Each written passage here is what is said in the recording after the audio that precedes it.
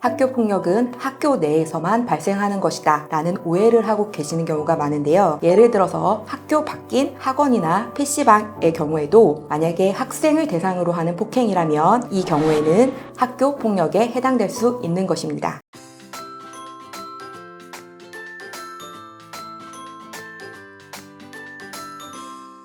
안녕하세요. 법으로 위로하는 변호사 김승혜입니다. 요즘 사회에 경종을 울리고 있는 드라마죠. 더 글로리. 저희가 더 글로리 속 학교 폭력의 법 이야기를 준비해봤습니다. 저희가 이 방송을 준비한 이유는 명백해요. 법이 우리 아이들에게 안전한 울타리가 되길, 그리고 가해 학생에게는 매서운 경고와 참회의 기회가 되길 바라면서 준비했습니다. 학교 폭력, 학교 안전사고 관련해서 또 법 이야기를 준비할 건데요. 우리 함께 해줄 변호사님 모셨습니다. 안녕하세요.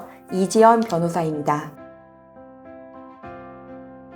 학교 현장에서 다양한 사건, 사고가 발생한다는 사실을 알고 계시나요? 학교에서 아이들이 장난을 치다가 다치기도 하고 아이들끼리 심한 싸움이 발생하는 경우도 많습니다. 특히 학교에서 발생하는 학교 폭력은 더욱 심각합니다. 더 글로리 드라마 속에서 다들 공감하셨을 거예요. 우리 어린 동은이나 경란이 그리고 소희가 학교 폭력을 당하고 있는 그 장면이 너무 헤아릴 수 없이 가슴이 찢어졌어요. 여기서 제가 드라마를 법으로 한번 읽어봐 드릴게요. 박연진 일당들이 학교에서 한 폭력은 학교 폭력인데 박연진 그 일당들이 문동은 집까지 찾아가서 괴롭히거든요. 근데 이거는 학교 밖에서 있었던 일인데 왜 그냥 폭력이 아니라 학교 폭력이라고 하는가, 요거를 알려드리려고 해요. 많은 분들이 학교 폭력이라는 단어 때문에 학교 폭력은 학교 내에서만 발생하는 것이다 라는 오해를 하고 계시는 경우가 많은데요. 학교 폭력에 대해서 다루는 학교 폭력 예방법을 보시면 학교 폭력이란 학교 내외에서 학생을 대상으로 발생하는 폭행 등을 말한다고 하고 있습니다. 여기서 학교 내외라고 되어 있죠. 따라서 학교 내가 아니더라도 학교 외에서, 그러니까 문동은 집에서 발생한 폭력도 당연히 학교 폭력에 해당할 수 있는 것이지요. 예를 들어서 학교 밖인 학원이나 PC방의 경우에도 만약에 학생을 대상으로 하는 폭행이라면 이 경우에는